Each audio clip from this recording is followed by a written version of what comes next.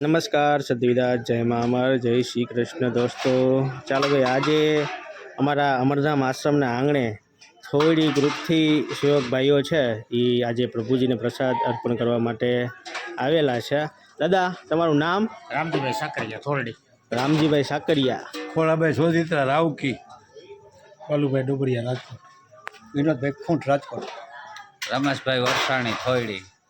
ચુનીભાઈ થોયડી. રાજુભાઈ ભુવા રાજકોટ. હરજીભાઈ વેકરિયા ચાપાબેડા. ખૂબ સરસ. આજના પ્રસાદના મેનુમાં શું હતું દાદા? પાઉંભાજી. પાવભાજી.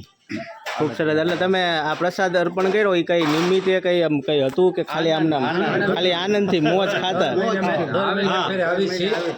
બરોબર. દર મહિને એકવાર અમે આવી છીએ રાખી છીએ અને શોખથી કંઈક કરવું હોય કંઈક બતાવવું હોય એના માટેથી અમે દર મહિને આવી છીએ. અહીંયા એકવાર અમે તારીખ લઈ છીએ.